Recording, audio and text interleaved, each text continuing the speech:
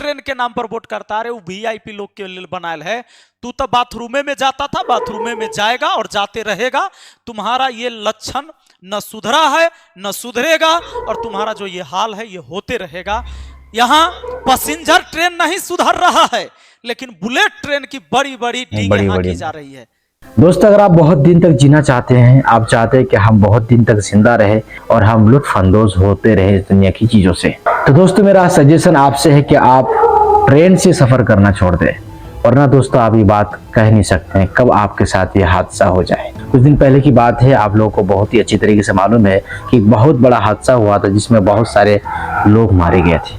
ठीक उसी तरह आज ये बंगाल का वाकया है, बंगाल का हादसा है। इतने सारे लोग एक पैक मारे गए और सूचना के अनुसार ये पता चला दोस्तों, जब ये हादसा हुआ उस वक्त रेल मंत्री वहां से गायब थे, फरार हो गए थे। इससे आप अंदाजा लगा सकते हैं कि रेल मंत्री की कितनी ज्यादा काहिली है और सुस्ती है। इसलिए दोस्तों हमारा आपसे ये विनती है कि आप इस बात को माने और इस बात को समझने की कोशिश करें। चलिए दोस्तों वीडियो को जानिब चलते हैं। ऐसे चलता है बाबू रे, ऐसे चलता है ये सरकार। तो चलाओ, कोई दिक्कत नहीं है। इनको अवार्ड दो, अवार्ड दो इस बार, भारत रत्न। इस कार्यकाल में भारत रत्न अवार्ड चाहिए। नमस्कार दोस्तों, नमस्कार। बार बार रेल हादसा फिर भी मंत्री बना रहूंगा। ये लाइन एकदम फिट बैठता है रेल मंत्री अश्विनी वैष्णव जी के ऊपर। अपने कार्यकाल में लाशों की ढेर लगा दी इस बंदे ने। आइए हम पूरा डिटेल आज आपको इस वीडियो में बताते हैं। और मोदी जी के इतने प्रिय क्यों कि बार बार रेल मंत्री बनाया जाता है। अब देख लीजिए, आज जो हादसा हुआ है बंगाल में, कंचनजंगा एक्सप्रेस को पीछे से एक मालगाड़ी ठोकर मार देती है और ऐसा कि एक डब्बा दूसरे के ऊपर चढ़ गया। अब जरा सोच के देखिए, एक आगे जो एक्सप्रेस गाड़ी है उसको मालगाड़ी मारती है और एक्सप्रेस गाड़ी के पीछे की डब्बा मालगाड़ी के ऊपर चली जाती है। जैसा कि आप सीन ये देख सकते हैं। यहां पर मौतें 15 हुई अभी तक।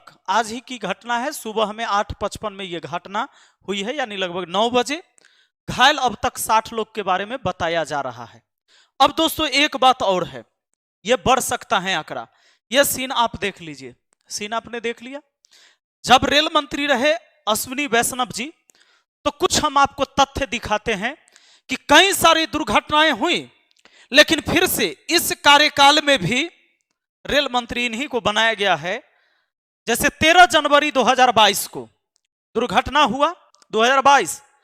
2022 को बीकानेर गुवाहाटी एक्सप्रेस के 12 डिब्बे पटरी से उतर गए थे। इसमें 9 यात्री की मौत हो गई थी, जबकि 36 अन्य घायल हो गए थे।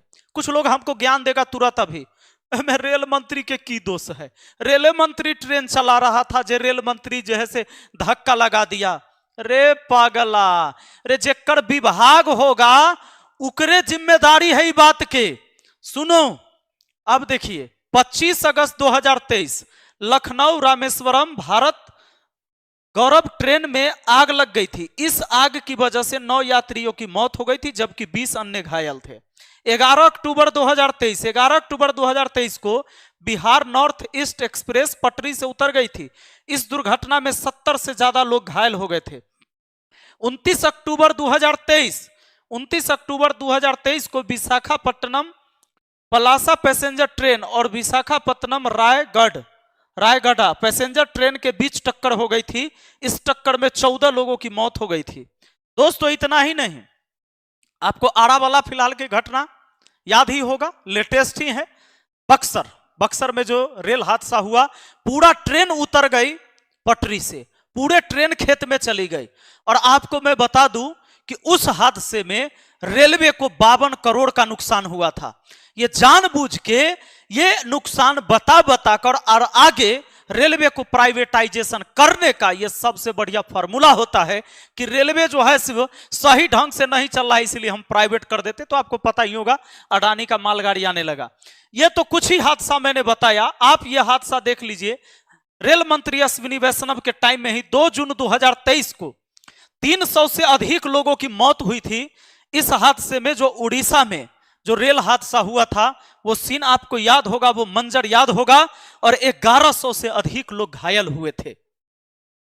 जरा सोच के देखिए, एक हादसे में 300 से अधिक लोगों की मौत हो जाना, 1100 से अधिक लोग का घायल होना, और आपको मैं बता दूं, यही हादसे में रेल मंत्री ने बोला था कि ड्राइवर जो है ना, ट्रेन की टक्कर हुई थी तो ड्राइवर जो है क्या कर रहा था, मोबाइल पर मैच देख रहा था। यह रेल मंत्री का बयान आया था। जबकि इसकी जब जांच हुई, पूरी सीबीआई जांच हुई थी, इसके बाद पता चला था कि ड्राइवर कोई मोबाइल पर मैच नहीं देख रहा था उस दिन। सिग्नल के वजह से, गलत सिग्नल देने के वजह से ट्रेन को रोकी नहीं गई और ट्रेन हादसा हुआ। दोषी कोई और पाया गया। और उस परिवार के, ड्राइवर के परिवार कितना प्रताड़ित हुआ होगा उतने दिन। उस समाज में जहां जहां तक लोग उस परिवार को जानता रहा होगा, कहता रहा होगा कि देखिए मोबाइल पर मैच देखे के कारण इसका पति, इसका बेटा, इसका भाई, ताकि ड्राइवर की तो खुद मौत हो गई थी, कहा होगा कि यहां पर 300 लोगों की जान ले लिया था। यह रेल मंत्री अश्विनी वैष्णव के बयान पर हुआ था।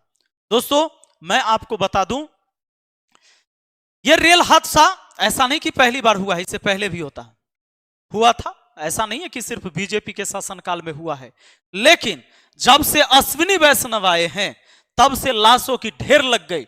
लेकिन इस बार भी एनडीए सरकार ने, ये मोदी के इतने प्रिय हैं, हमारे मोदी जी सोचते हैं कि बाबू रे बाबू, इनके जैसा बढ़िया तो कोई हो ही नहीं सकता, रेल मंत्रालय इन्हीं को दिया गया। और मैं आपको बता दूं, सच्चाई ये है कि एक एक कर्मचारी 18-18 घंटा ड्यूटी करता है। ये जो मोदी जी सुनते हैं नया बयान कि हम 18-18 घंटा देश के लिए काम करते हैं, पता नहीं ये करते हैं कि क्या करते हैं, आप सब जानबे करते होंगे। लेकिन सच बात यह है कि रेलवे कर्मचारी को इतना एक्स्ट्रा ड्यूटी करवाया जाता है कि इसी वजह से इसमें चूक भी होता है। और मैं आपको बता दूं, कितने पद खाली है लेकिन ये वैकेंसी नहीं निकालते हैं।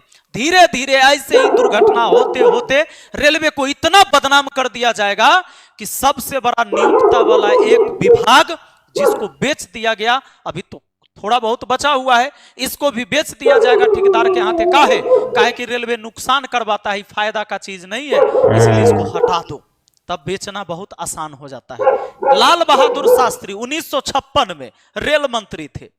इनके टाइम में रेल हादसा हुआ, 112 लोगों की मौत हुई। इन्होंने इस्तीफा दे दिया, कहा कि भाई हम नहीं रहेंगे, रेल मंत्री के पद पर नहीं रहेंगे।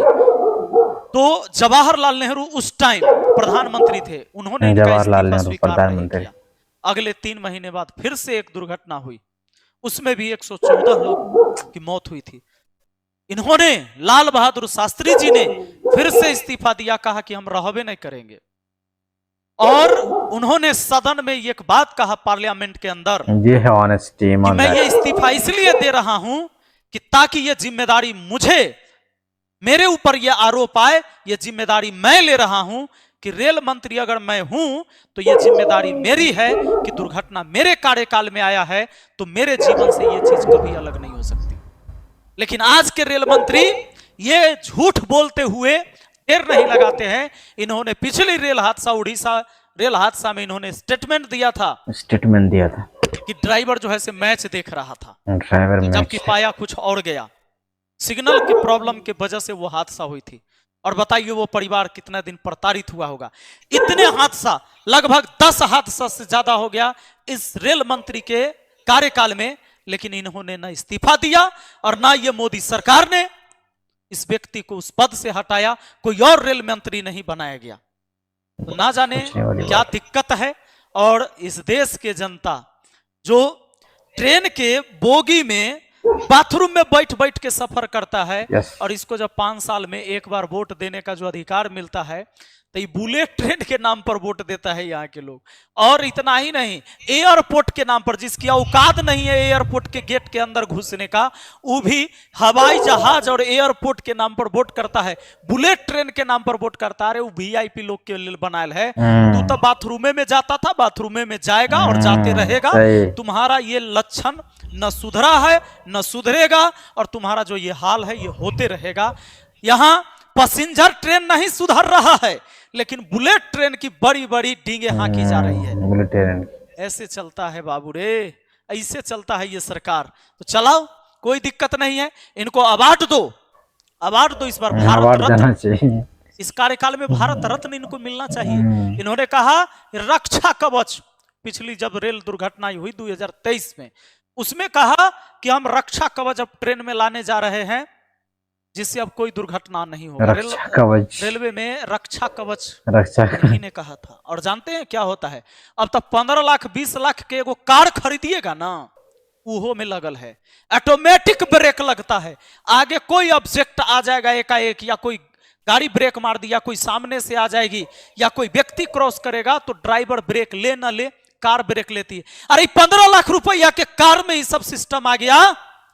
लेकिन जहां इतने लोग सफर करते हैं, हजारों हजार 2000 1500 लोग सफर करते हैं, जिस ट्रेन में 5-5 हजार लोग ट्रेन में सफर करता है, उस ट्रेन में रक्षा कवच नहीं लगाया जाता है। काहे कि वो में कोई नेता और वीआईपी के बाल बच्चा ये सब ट्रेन में नहीं जाता है जी। लेकिन ना सुधरिएगा, जब जनते ना सुधरेगा नेता कहेला सुधरेगा। जिस चीज के लिए तुम वोट करते हो भाई ना, वो तुमको मिलेगा और मिलते रहेगा। और हम तो कहते हैं अश्विनी जी को इस बार भारत रत्न का एकदम अवार्ड दे दिया ही जाना चाहिए। कुछ ही देर में आपके एगो नायका पत्रकार नेता आएंगे और नेता आके कहेंगे बताइए कहां है विपक्षी, विपक्षी को इस पर मौन क्यों है, विपक्षी बोल क्यों नहीं रहा है, क्यों है ध्रुव राठी एकदम चुप, क्यों है रवीश कुमार चुप, क्यों है विपक्षी चुप। अरे पगला कब आओगे, आ जाओ आ जाओ। हम तो तोरा पर कभी कभी हमारा दया आता है कि छोड़ देते इस आदमी को, अब क्या बोले, इसका मेंटल एबिलिटी अब ठीक ठाक नहीं चल रहा है, इसकी क्षमता खराब हो गई। लेकिन फिर बीच बीच में ऐसा आप वाहियात बात करने लगते हो कि हमारा मजबूरी हो जाता है बोलना। आए थोड़ा देर में आएंगे और कहेंगे विपक्षी कहां है, कहां मर गया, कहां घर में घुसा, वैसने सुनोगे। और फिर कहेगा पाकिस्तान इस पर क्यों चुप है, पाकिस्तान परस्त लोग क्यों चुप है। अरे पगला, बात कुछ है बोल कुछ और रहा है, बिना सिर पैर के बात कर रहा है।